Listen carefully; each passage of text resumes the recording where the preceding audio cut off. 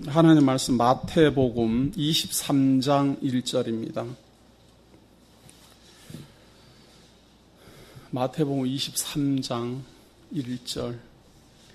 이에 예수께서 무리와 제자들에게 말씀하여 가라사대 서기관들과 바리새인들이 모세의 자리에 앉았으니 그러므로 무엇이든지 저희의 말하는 바는 행하고 지키되 저희의 하는 행위는 본받지 말라. 저희는 말만 하고 행치 아니하며 또 무거운 짐을 묶어 사람의 어깨에 지우되 자기는 이것을 한 손가락으로도 움직이려 하지 아니하며 저희 모든 행위를 사람에게 보이고자 하여 하나니 곧 그 차는 경문을 넓게 하며 옷을 크게 하고 잔치의 상석과 회당의 상자와 시장에서 문안받는 것과 사람에게 랍비라 칭함을 받는 것을 좋아하느니라. 자, 22장까지는 이 땅에 도래한 하나님의 나라가 어떠한지, 그리고 그 하나님의 나라에 들어가는 자격, 하나님 나라에 들어가는 자격은 예복이 있어야 됨을 분명히 밝히고 있습니다. 그리고 그 예복은 우리 주 예수 그리스도를 통하여서 우리가 입을 수 있는 것이며 예수 그리스도를 통하여서 우리가 부활할 수 있는 것이고 우리가 예수 그리스도를 왕중왕으로 섬김으로 하나님 나라의 성도로 살아갈 수 있음을 분명하게 밝힙니다. 지난주에 우리가 강론한 내용에는 다시 한번 성도님들이 짤막하게라도 마음속에 간직해야 됩니다. 누구든지 많은 사람에게 무조건적으로 청함은 받지만 택함은 다른 겁니다.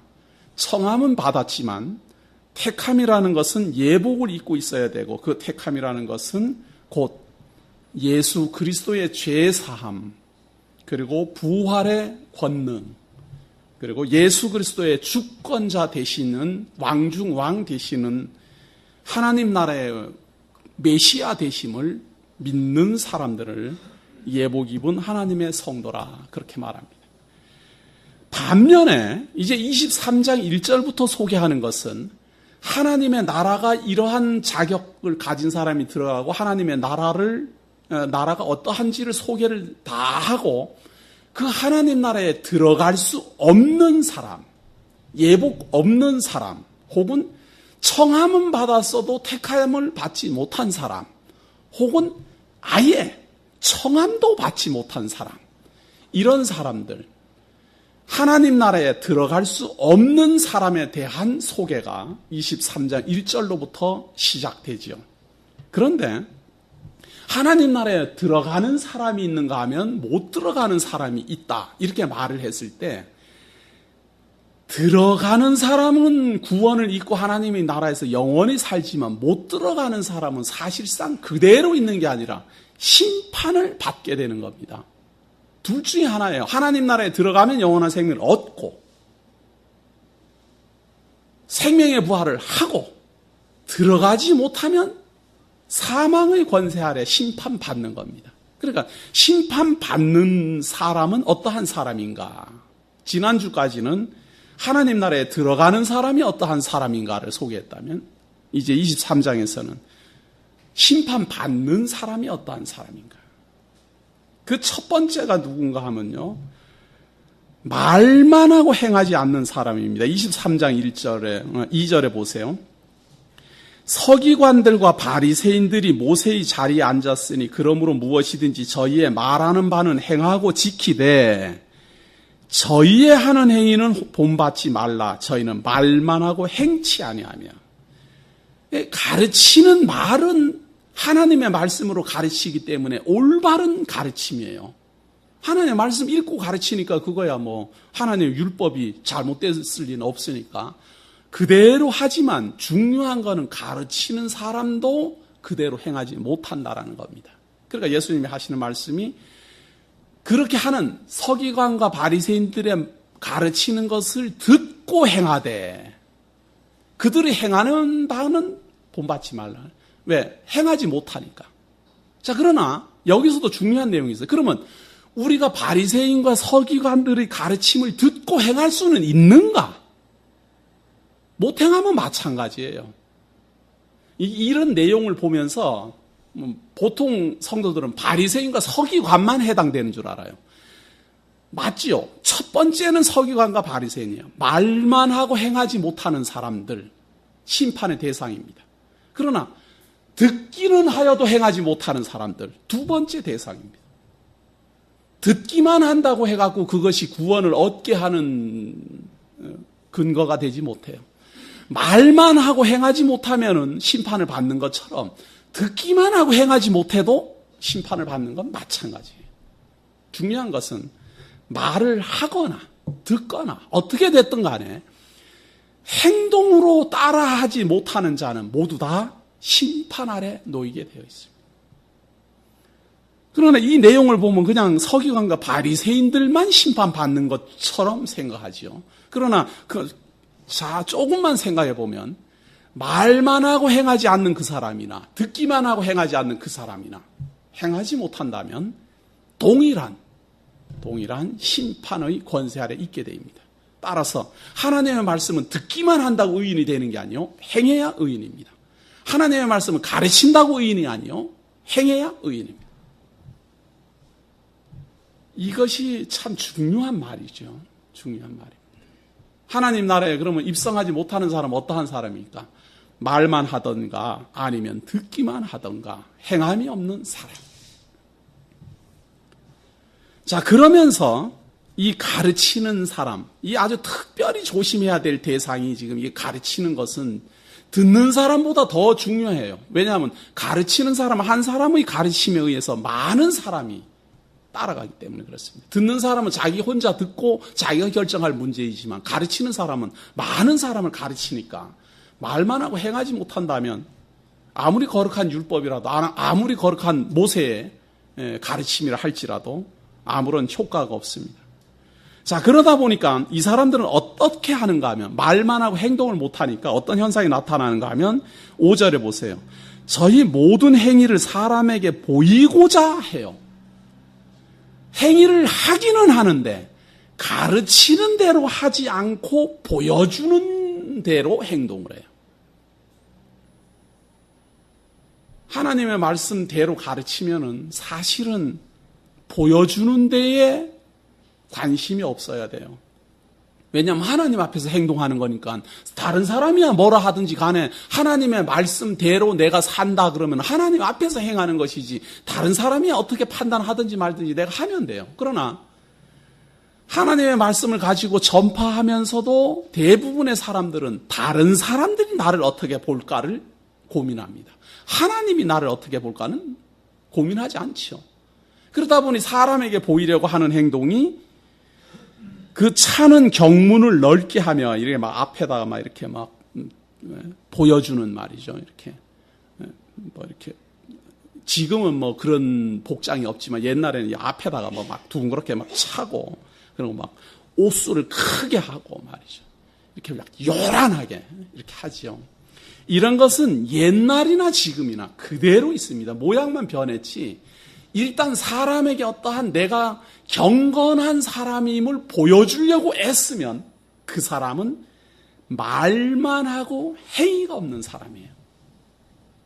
또 듣기만 하고 행위가 없는 사람도 굉장히 경건한 것처럼 온갖 모양새는 다 칭하지만 다 취하고 굉장히 참 경건한 것처럼 모습은 갖추지만 심판의 대상이에요. 예수님이 이 말씀을 하실 때로부터 지금까지 이런 현상은 지금도 사라지지 않고 있습니다. 우리 주변에 가만히 보십시오.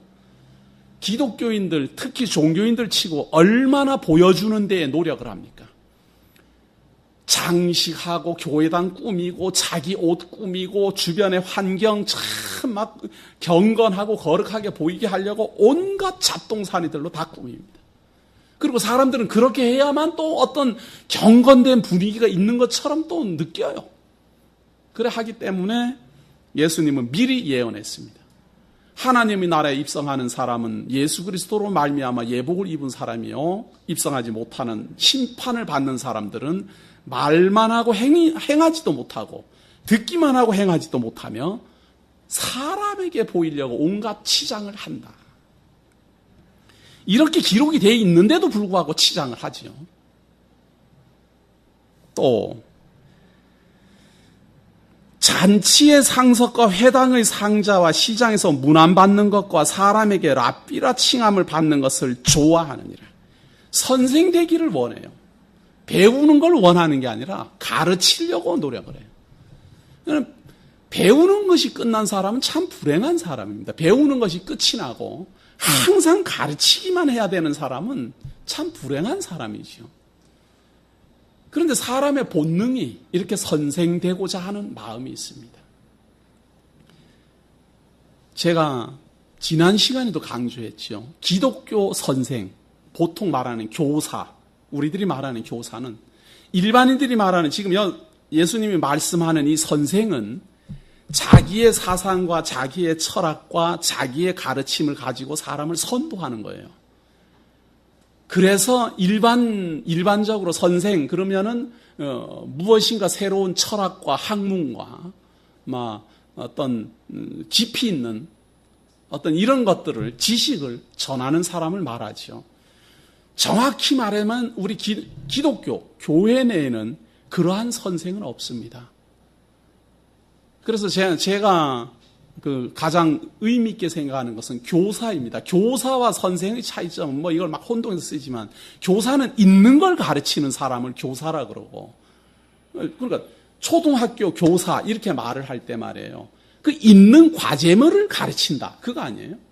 그런데 일반적으로 선생님 이렇게 했을 때는 무엇인가 자기의 철학을 가지고 가르치는 사람을 선생이라 이렇게 칭합니다. 그렇기 때문에 기독교에서 말하는 정확한 의미의 선생은 사실상 없습니다. 목사는 있는 걸 가르치는 사람입니다. 다른 사람이야 말 하나 많아죠. 그러나 너희는 랍비라 칭함을 받지 말라. 너희 선생은 하나요 너희는 다 형제니라. 너무도 당연한 말입니다. 그러나 이렇게 제가 지금 설명하는 것처럼 구체적으로 모르기 때문에 이제 선생님이라는 용어를 이제 쓰지요. 빌려서 쓰기도 하고 우리가 교사 선생님 이렇게 부르고 하지요. 그렇게 하는 것은 그 용어에 대한 우리 약속인데 그 약속이 우리가 사실은 정확하지 않습니다. 학교 선생님도 교사라 하기도 하지만 다 선생님이라고도 하고 이렇게 하니까 좀 구분이 좀 어렵지만 정확하게 말하면 선생이라는 사람은 자기의 사상을 가지고 사람을 인도하는 사람을 말합니다.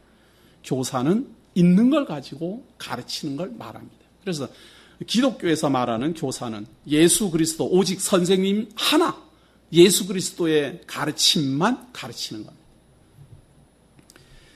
자, 그런가 하면 땅에 있는 자를 아비라 하지 말라. 너희 아버지는 하나이시니 곧 하늘에 계신 자니라. 우리가 이 혈육의 아버지를 아버지라 부르죠. 나를 낳아주신 분이다. 그 말입니다. 그런데 여기에서 지금 말하는 아버지는 사실은 혈육적으로 내가 어떤 아버지에게서 혈육적으로 나온 아들이긴 하지만 그 아버지도 낳으신 분이 있는 거예요. 근본 아버지. 그러니까 근본적인 아버지는 하나님 한 분이시다. 그리고 그 근본적인 아버지 되시는 하나님으로부터 모든 사람이 출생했다. 또한 지도자라 칭함을 받지 말라. 너희 지도자는 하나이니 곧 그리스도니라. 이 선생님이라는 의미와 지도자라는 의미는 같습니다. 지도자라는 말은 이렇게 자기의 깨달음과 자기의 사상을 가지고 사람을 인도하는 사람. 우리는 예수 그리스도의 가르침과 예수 그리스도의 인도함을 따라 전하는 사람. 이렇게 다르지요. 그래서 지도자라는 말도 우리가 혹간 쓰지만 우리가 사용하는 지도자라는 말은 그리스도의 말씀대로 지도하는 사람. 이렇게 생각해야 됩니다. 그러나 일반적으로 지도자는 자기의 사상으로 사람을 인도해가는 사람들입니다. 사실은 이런 지도자들이 대부분 이단 교주들 이런 사람들 보면은 자기의 그 철학을 가지고 사람들을 인도하지요. 요즘 어제부터 보니까 박옥수 이렇게 해갖고는 골목마다 야단이고 제3의 비밀 어쩌고 하고 야단인데 저는 참 그런 선전일의 문구 보면서 그 사람은 그거 하나 가지고 지금 참 잘해먹고 크게 되고 정말 제가 봐서는 아주 그냥 유치원 수준의 어떤 제3의 그런 이야기를 가지고 저렇게 잘한다. 그래요. 더 재미있는 건 그 사람은 성경에 또 달통한 줄 알아요. 그것만 하나 알아갖고 그거 내용만큼은 쌈박하게 하니까. 그런 사람들은 하나님을 올바로 알게 하는 게 아니에요. 성경에 있는 어떤 한 부분을 아는 거예요. 그래서 그 어떤 한 부분을 알고 성경 전체를 아는 것처럼 착각한다 그 말이에요. 큰 물고기가 있다면 어느 지느러미 한 부분을 이렇게 배워가지고는 그 지느러미가 이 물고기의 지느러미라고 그렇게 잘해먹고 있는 거예요.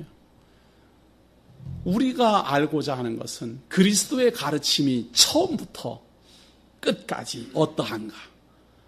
그리스도의 지도가 알파로부터 오메가까지 어떠한가? 하나님의 가르침이, 하나님의 뜻이 처음부터 끝까지 어떠한가? 그거를 알기를 원하는 게 우리들의 삶입니다. 그런데 뭐 한 가지 뭐 이렇게 한두 가지 쌈박한 거 알아가지고 그걸로 참 지도자 노릇, 선생 노릇 하는 사람들이 수도 없이 많은 것이 지금 우리들의 환경임을 생각해 볼 필요가 있습니다. 너희 중에 큰 자는 너희를 섬기는 자가 되어야 하리라. 누구든지 자기를 높이는 자는 낮아지고 누구든지 자기를 낮추는 자는 높아지리라. 이것은요, 예수 그리스도의 말씀, 예수 그리스도의 그 뜻, 예수 그리스도의 가르침을 배우면 낮아지게 돼 있어요. 우리 기독교 사상은 배우면 배울수록 자기 주제 파악이 제대로 돼요. 자기 주제 파악이 제대로 되면 될수록 자기가 죄인인 줄 알아요. 그래서 이방 종교는 배우면 배울수록 점점 사람이 차원이 높아져 가고 사람이 무슨 신령한 모습으로 막 이렇게 막 높아져 가는 것 같고 차원이 자꾸 달라져 가는 것 같지만 예수를 알면 알수록 자기의 나약함과 자기의 죄된 모습과 그리스도를 떠나면 살 수 없는 존재임을 깊이 깨달아 가기 때문에 많이 알면 알수록 남을 섬기게 되어 있습니다. 모를수록 교만하고 모를수록 잘난 게 교회예요. 처음에 오면은 막 뭐 성경 달통한 사람처럼 막 야단하다가 조금씩 배우다 보면 점점 말이 없어지면서 배우기만 하는 게 교회예요. 성도 여러분들이 참 점점 낮아지고 있는 자기 자신을 발견했다면 하나님 앞에 감사하십시오. 야, 이거 배울수록 이것이 쉽지 않다. 배울수록 내 자신의 모습이 더 분명하게 보인다. 이렇게 되면은 바로 지금 걸어가고 있는 겁니다. 마음속으로 그냥 큰 자는 작은 자를 섬겨야 된다. 큰 자를 작은 자를 섬겨야 된다. 이렇게 구호로 해서는 안 돼요. 마음으로는 내가 큰 자니까 작은 자 섬겨야지. 이거는 힘이 없어요. 한두 번은 할 수 있어요. 한두 번은 해도 조금 하다 보면 아이고 내가 뭐 한다고 자꾸 이래. 내가 바보 되는 것 같아서 안 돼요. 그러나 근본으로 알고 내가 하나님 알고 났더니 어떤 사람 앞에서도 나는 그렇게 잘난 사람이 아니로구나 하는 걸 내가 알면 어떤 사람도 선생 노릇 하려는 마음이 없어요. 그렇잖아요. 내가 하나님 앞에서 예수 그리스도 앞에서 나의 모습을 자꾸 발견하고 났더니 내 죄된 모습과 내 무능한 모습과 내 감추어져 있던 그 추한 모습들을 내 스스로 자꾸 깨닫고 나니까 뭐가 그렇게 자신 있어갖고 남 앞에 자랑을 하고 교만하고 선생 노릇하겠다고 이렇게 해라 저렇게 해라 내가 지도하는 대로 따라와라 그렇게 하겠습니까? 그래서 많이 배우면 배울수록 교만해지는 것이 아니라 많이 배우면 배울수록 선생이 되는 게 아니라 많이 배우면 배울수록 지도자가 되는 게 아니라 남들을 이해하게 됩니다. 이해하게 돼요. 그래서 전에 같으면 도저히 이해할 수 없다 이러던 사람도 이해가 가기 시작한다. 그래서 폭넓게 사람을 포용하게 되고, 포용하려고 해서 포용하는 게 아니라 내가 낮아지면 포용할 수밖에 없잖아요. 내가 가장 낮은데 누구를 포용을 못 하겠습니까? 그런데 이것이 잘 안 되고 있으면 우리가 지금 하나님 앞에서 내 자신을 올바로 비추지 못하는 겁니다. 그래서 올바로 비춰지는 만큼 사람은 낮아집니다. 낮아지면 큰 자가 작은 자를 섬기는 역사가 나타나게 될 겁니다. 그러나 이렇게 못하는 사람들은 심판의 반열에 들어서게 될 겁니다. 화 있을진저 외식하는 서기관들과 바리새인들이여, 너희는 천국문을 사람들 앞에서 닫고 너희도 들어가지 않고 들어가라 하는 자도 들어가지 못하게 하는도다. 이제 화 있을진저, 이 말은 심판의 대상이 될진저, 이런 이야기예요. 심판받을 사람들. 이 사람들의 첫 번째가 뭔가 하면요, 외식하는, 겉만 한다. 겉으로만 보여주는 사람들. 그런데 더 안 된 사람은요, 겉으로만 경건한 모습을 보여주고 속으로는 썩은 이 사람들의 가르침을 받는 사람들. 이 사람들은 자기도 천국문을 막고 못 들어가지만 남도 못 들어가게 해요. 많은 분들이 그래요. 성경 이렇게 배우다 보면은, 아니 그러면 다른 교회 그 많은 목사님들을 가르치는 거는 뭐 엉터리냐?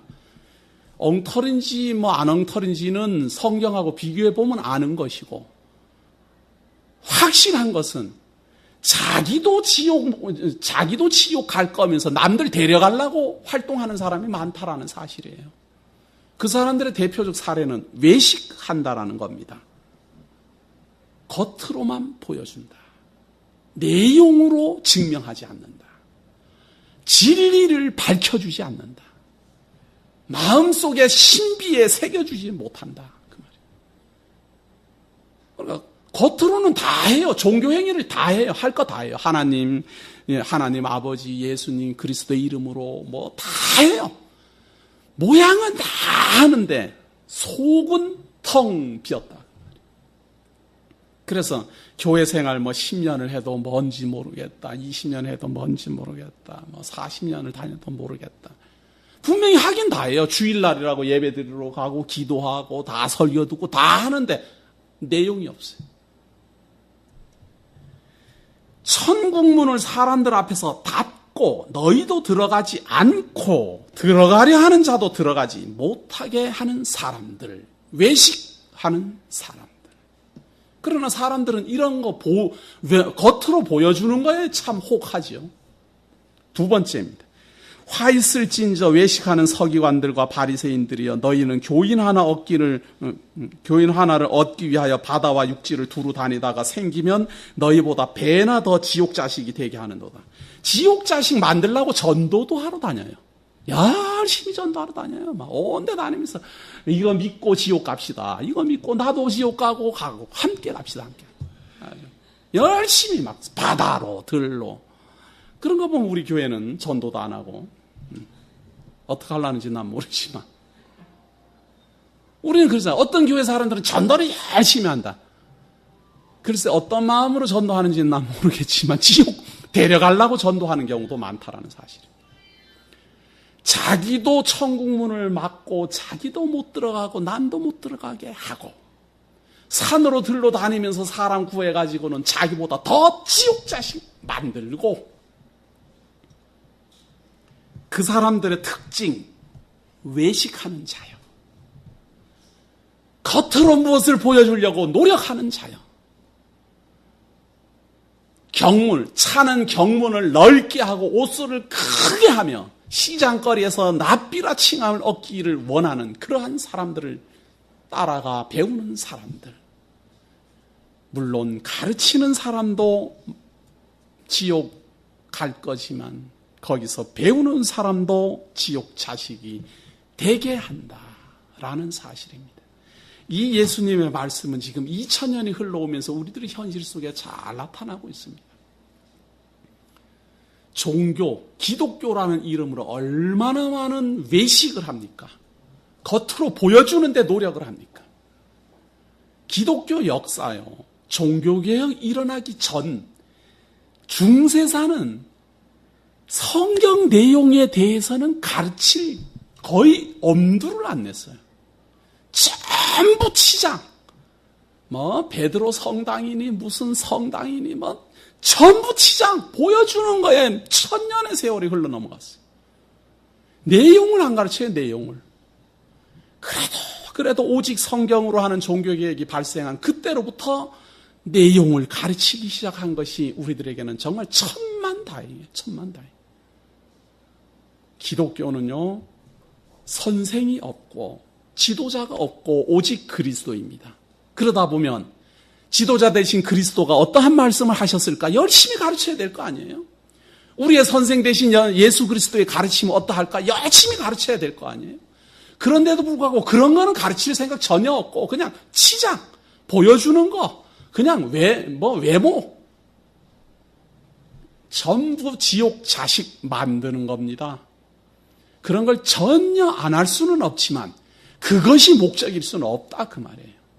또 이걸 너무 지나치게 해가지고는 교회당 하는 것도 안 하려고 그러는 사람이 있어요. 그럼 길에서 배울 건지 모르지만 교회당 짓는 것도 아주 그냥 반대하는 것도 있어요. 저는 교회당도 짓고 아이들이 배울 수 있는 교육적 환경도 만들고 그건 저는 아주 원하는 사람이에요. 그러나 그것이 지도자 대신 선생님 대신 지도자 대신 그리스도의 뜻을 하나님의 뜻을 가르치는 용도로 사용돼야지 그것 자체가 거룩하다면 외식하는 겁니다. 우리가 깊이 생각해 봐야 될 문제입니다. 외식하는 쪽으로만 달려가서 외형과 치장과 의식과 이런 거에만 치중한다면 지옥 자식 만드는 겁니다. 자, 두 번째입니다. 두 번째. 외식하는 사람, 지옥 자식, 자기도 되고 남도 만드는 사람들. 두 번째요. 화 있을진저 소경된 인도자여 너희가 말하되 누구든지 성전으로 맹세하면 아무 일 없거니와 성전에 금으로 맹세하면 지킬지라 하는도다. 맹세를 시키고 맹세대로 하라고 강요하는 사람들. 우리 사람은 말이에요. 맹세를 할 데도 없고 할 능력도 없고 지켜낼 능력도 없어요. 그런데 꼭 맹세를 시킵니다. 서약하게 하고 서원하게 하고 약속 지키게 하고 이렇게 가르치는 사람들. 이거 화 있을 겁니다. 작정하게 하고 작정대로 행하게 하고. 지금 여기 예수님이 하는 말은 이게 뭔가 이렇게 말이 좀 어려운 것 같지만 한마디로 말하면 맹세할 수 없다 이 말이에요. 아무 걸로나 맹세를 해도 다 연관이 되어 있다. 여기서 하는 말 보세요. 성전으로 맹세하면 아무 일 없거니와 성전에 금으로 맹세하면 지킬지라 하는도다. 이게 무슨 말인가 하면 성전에 가서 하나님 아버지요, 내가 참 앞으로 열심히 기도 열심히 하겠습니다. 이렇게 맹세를 하면은 맹세하고 그걸 안 지켜도 아무도 말 안 해요. 그런데 하나님이요, 내가 이 성전을 위하여서 연보를 1억을 내겠습니다. 그러면 그건 꼭 하라 그런다 이 말이에요.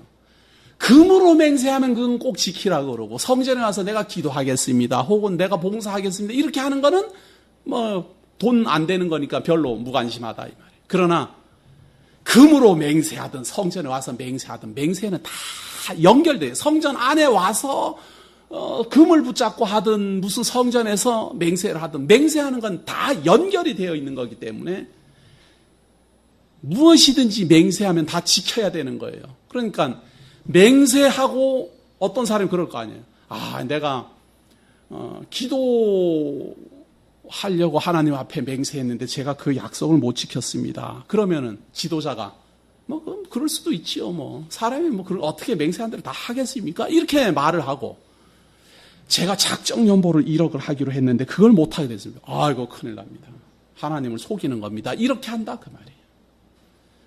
그러나 맹세는 누구도 할 수 없고 지킬 수 없습니다. 왜?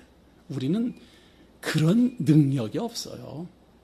하나님이 하게 하시면 합니다. 이것이 우리들의 유일한 마음의 다짐일 뿐이에요. 하나님께서 나로 하여금 그 일을 감당하게 하시면 하겠습니다. 하나님께서 내게 그러한 여건 허락해 주시면 하겠습니다.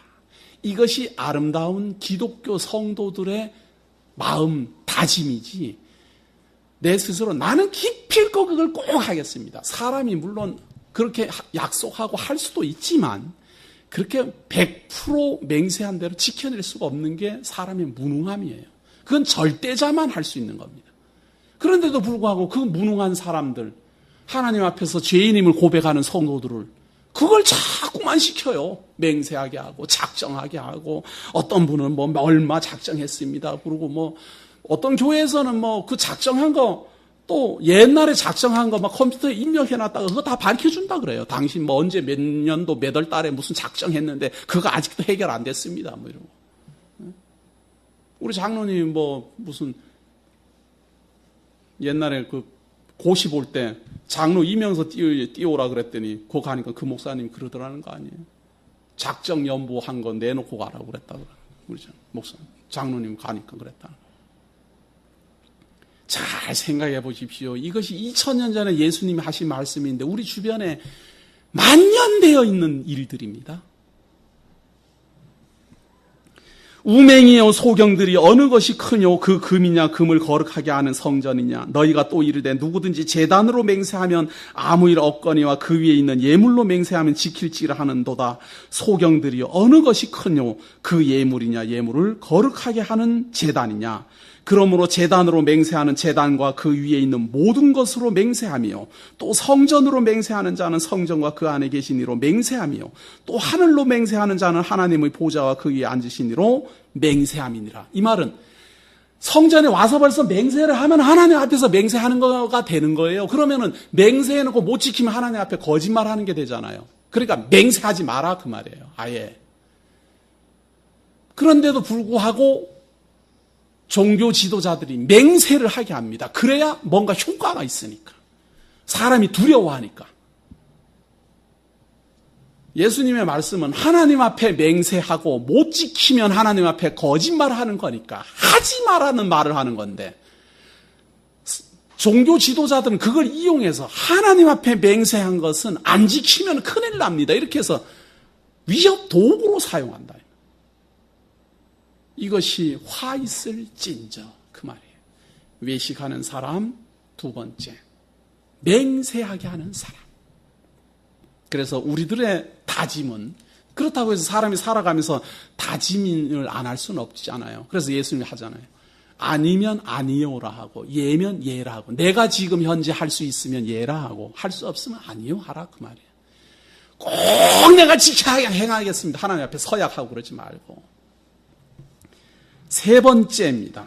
화 있을진저 외식하는 서기관들과 바리새인들이여 너희가 박하와 해양과 근체의 11조를 들이되 율법에 더 중한 바 의와 인과 신은 버렸도다. 그러나 이것도 행하고 저것도 버리지 말아야 할지니라. 소경된 인도자여 하루살이는 걸러내고 약대는 삼키는도다. 이 11조라는 것도 맹세의 일종이잖아요. 10분의 1 내가 꼭 드리겠습니다. 이렇게 맹세를 하고 그 맹세대로 하려면 의와 인과 신도 하나님 앞에 드리고 의와 인과 신은 눈에 안 보이는 거잖아요. 여기 보면 박하와 해양과 근체의 11조를 드리되 이거는 눈에 보이는 것들이고 의와 인과 신은 버렸도다. 이 말은 마음 보이지 않는 믿음과 인내함과 하나님에 대한 경외함과 이런 눈에 보이지 않는 계산되지 않는 것들은 사람들이 무관심하다 그 말이에요. 눈에 보이는 거는 아주 관심 있게 정확하게 냈는가 안 냈는가 이렇게 보고. 이 11조 문제가 이렇게 대두되니까 어떤 분이 이 내용에 대해서 그래요.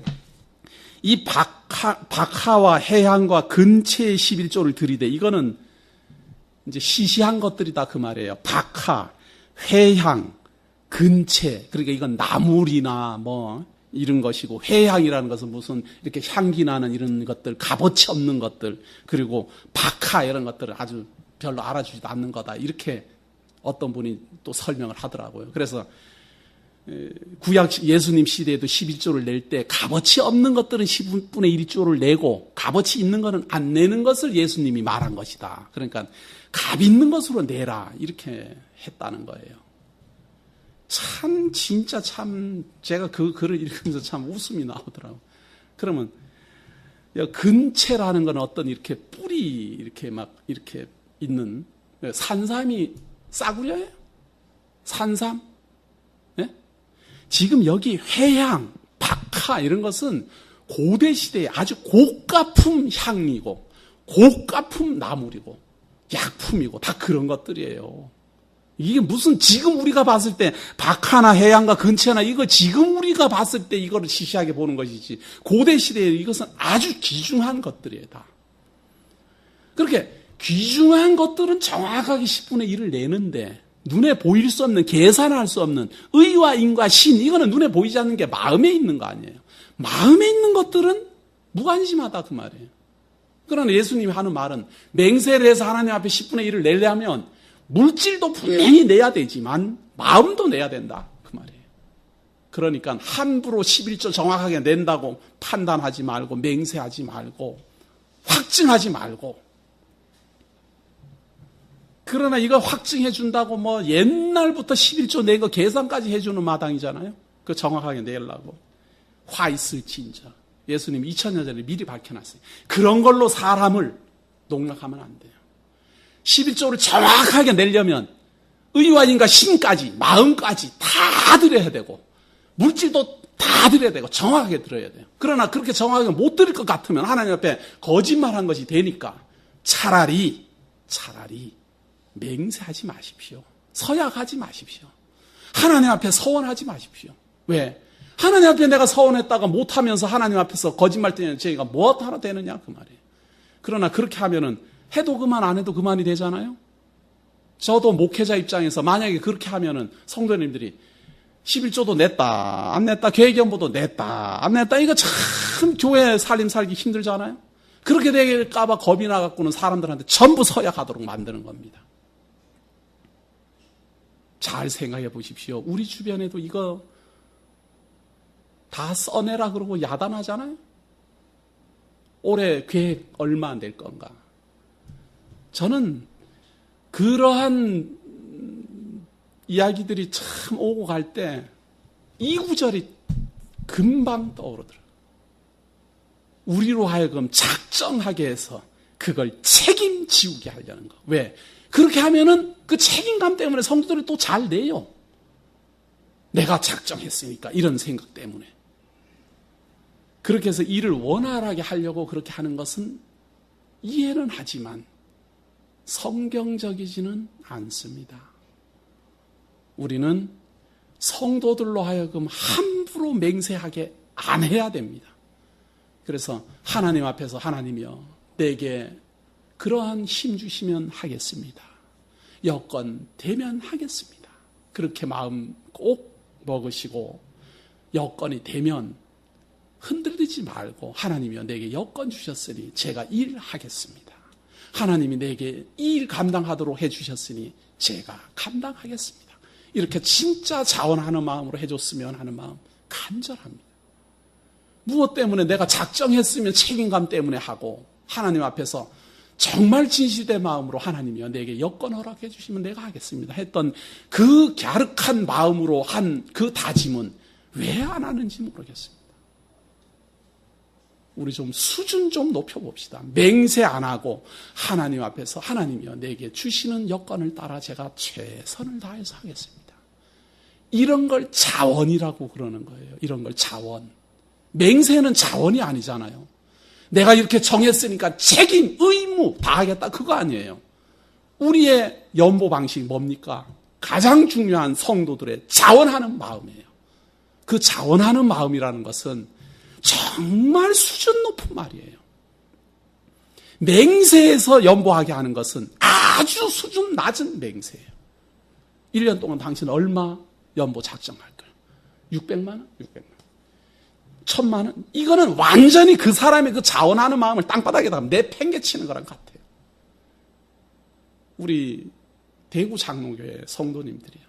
저는 교회 일에 등한시하라고 이렇게 말하는 거 아닙니다. 여러분들을 더러 합리화하고 뭐 우리 목사님 말 들어봤더니 맹세하지 말라 그랬다더라. 그래갖고 나는 계획연보고 뭐고 나는 안 할란다 말.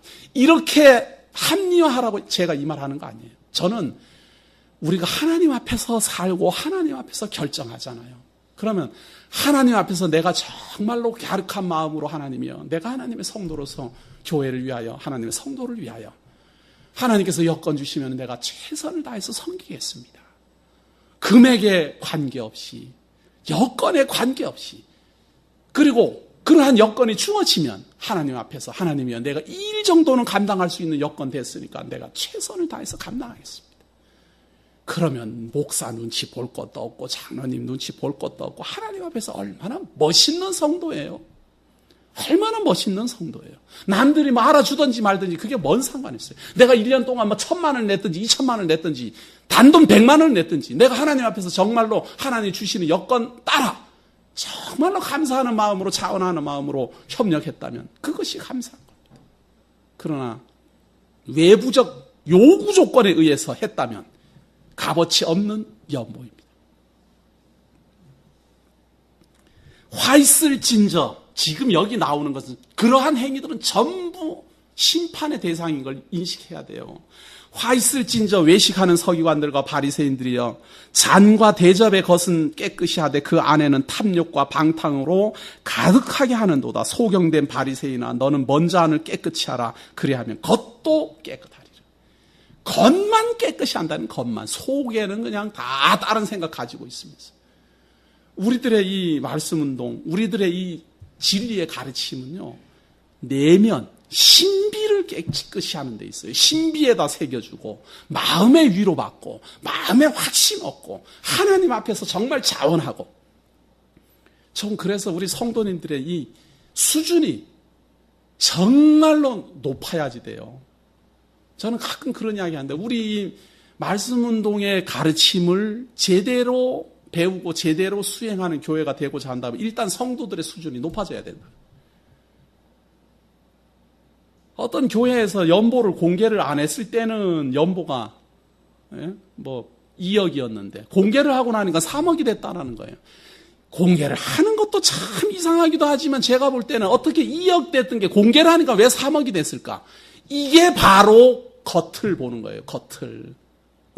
전에는 아무도 모를 때는 그냥 그렇게 했는데도 뭐 그냥 까짓거 폼 잡고 다녔는데 이제는 다 공개됐다고? 그럼 내가 얼마 연보하는지 남들이 다 알겠네? 그러니까 겁이 더럭 나서 그때부터 또 열심히 연보를 하네.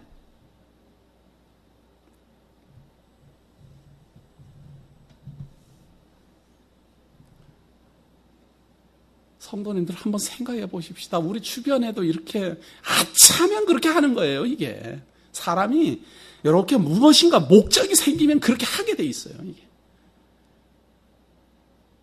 그런데 우리 그러지 맙시다. 우리 그러지 말고 정말로 겉을 깨끗이 하는 게 아니라 우리가 속을 깨끗이 하고자 우리가 모인 사람들 아닙니까? 외식이 아니라 정말로 심정적으로 우리가 믿고 자원하고 하나님 앞에서 정말로 부끄러움 없이 살고자 우리가 신앙생활 하는 거잖아요. 그렇다면 외부적인 외식하는 행위, 맹세하는 행위, 사람들 앞에 보여주려고 무엇 하는 행위들 오히려 조심해야 될 필요가 있습니다. 조심해야 될 필요가 있고요. 남을 가르칠 때도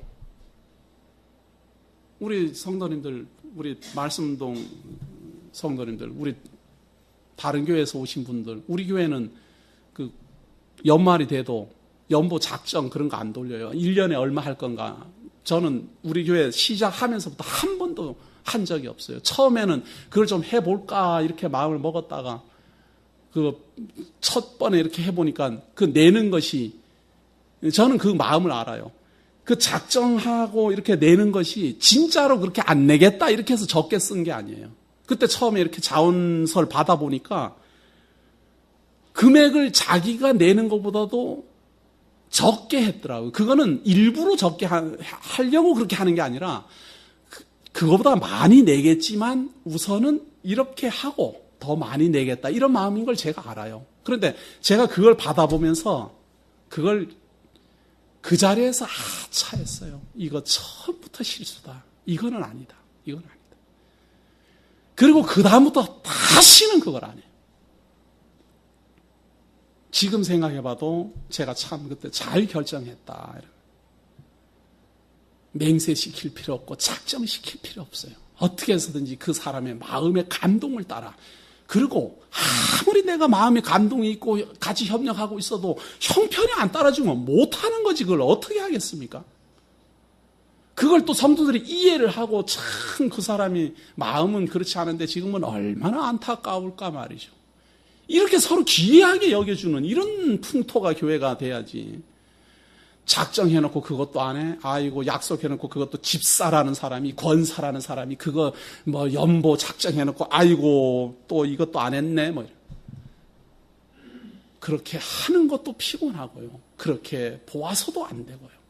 또 함께 협력하는 성도들도 그런 거에 겁이 나서 움직여서는 안 돼요.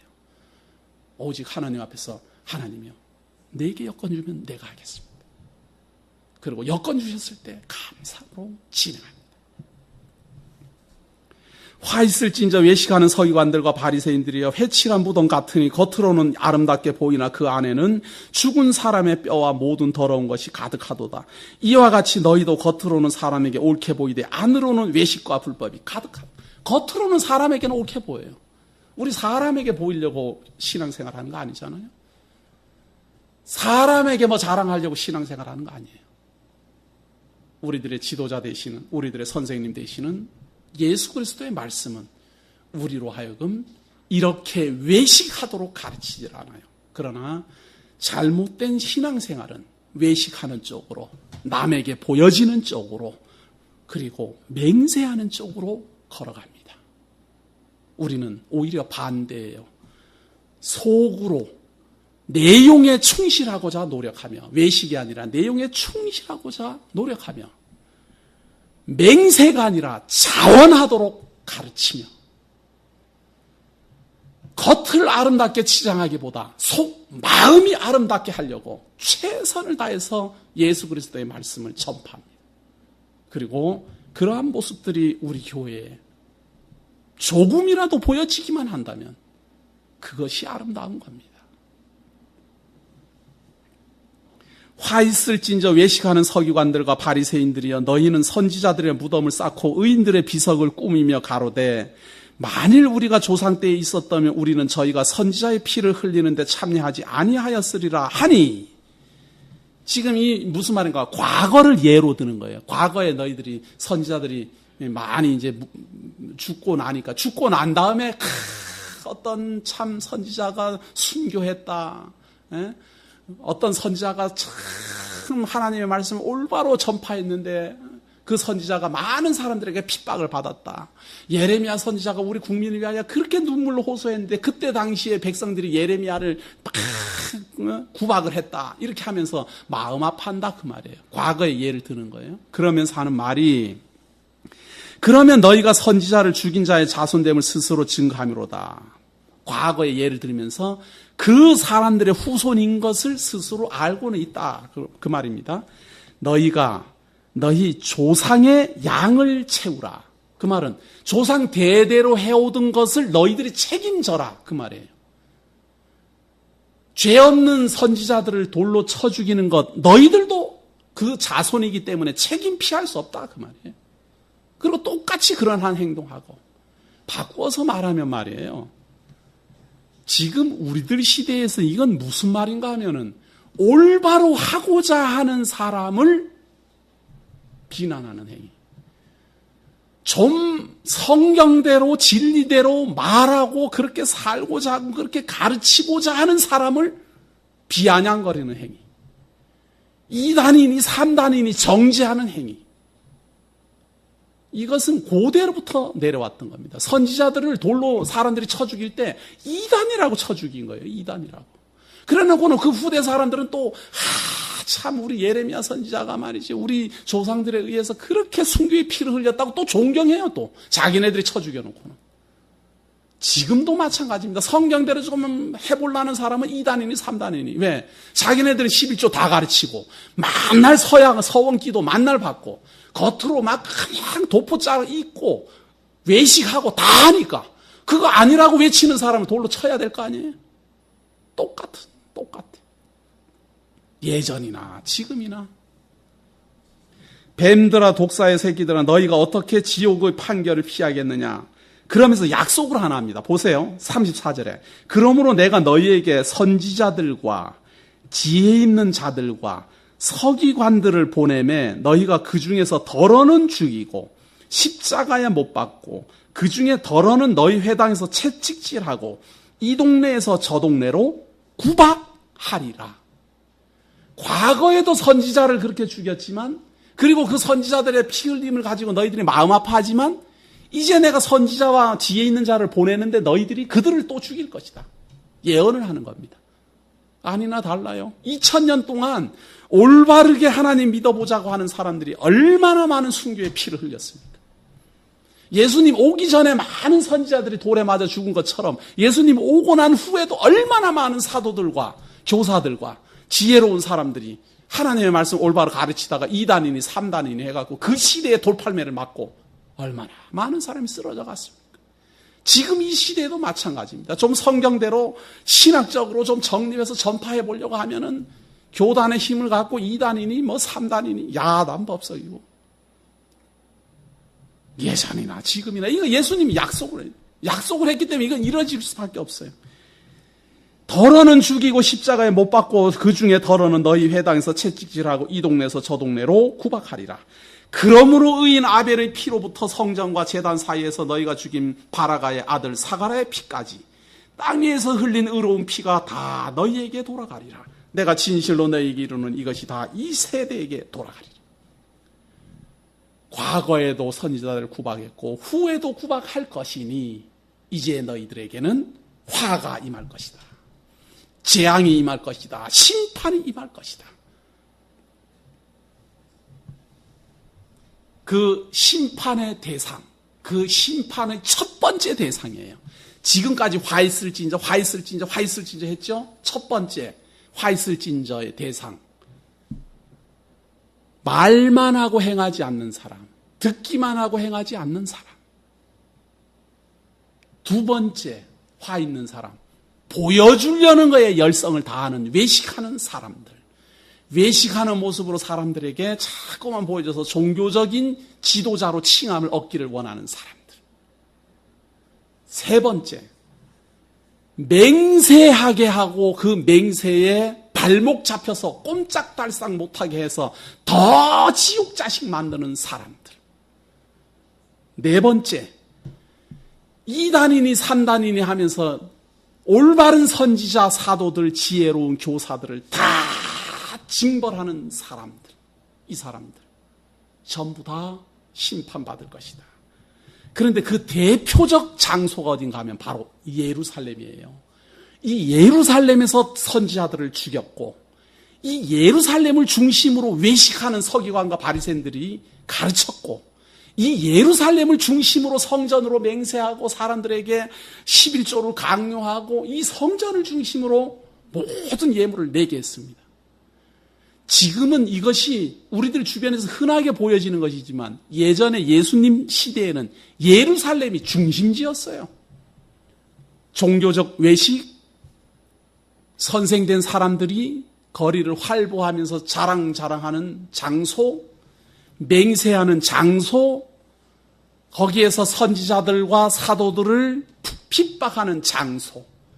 그래서 예수님은 이 예루살렘을 향하여 멸망이 있을 것을 예언합니다. 이 37절입니다. 예루살렘아 예루살렘아 선지자들을 죽이고 내게 파송된 자들을 돌로 치는 자여, 암탉이 그 새끼를 날개 아래 모음같이 내가 내 자녀를 모으려 한 일이 몇 번이냐. 그러나 너희가 원치 아니하였도다. 보라 너희 집이 황폐하여 버림바 되리라. 내가 너희에게 이르노니 이제부터 너희는 찬송하리로다. 주의 이름으로 오시는 이여 할 때까지 나를 보지 못하리라 하시니라. 예루살렘은 황폐하게 될 것이고 예수 그리스도가 재림할 때까지 나를 보지 못할 것이다. 이것이 예루살렘에 대한 예언입니다. 첫 번째, 황폐하여 버림받을 것이다 하는 예언은 예수 그리스도 부활 승천하고 30년 후, 그러니까 주후 70년에 완전히 무너집니다. 완전히 무너지고 아직도 회복 안 돼 있습니다. 당연히 예수님은 아직 안 왔습니다. 주의 이름으로 오시는 이여 할 때까지 나를 보지 못하리라. 아직도 못 보고 있습니다. 그러나 그 예루살렘은 황폐하게 되었습니다. 이것은 우리들에게 하나님이 보여주는 예고입니다. 예루살렘이 이렇게 황폐하게 됐다면 당연히 지금도 엉터리 없이 하나님 말씀 전하고 맹세하게 하고 외식하고 이러는 종교 지도자들 전부 다 화 있을진저입니다. 성도들로 하여금 심정적으로 마음에 담겨진 자세로 신앙생활 못하게 하고 겉으로만 전부 드러나게 하는 사람들, 이거 전부 하나님 앞에 심판받을 겁니다. 왜? 예루살렘이 어떤 데입니까? 예루살렘은요, 하나님이 솔로몬을 통하여 이렇게 높이는 이렇게 하고 넓이는 이렇게 하고 깊이는 이렇게 하고 모양은 이렇게 하라 일일이 가르쳐준 대로 지어진 게 예루살렘이에요.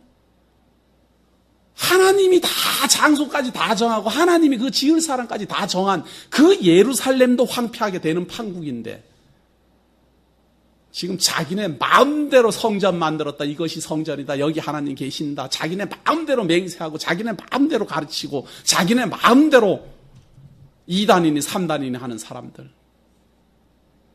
하나님의 저주를, 하나님의 심판을 피할 수 없을 것입니다.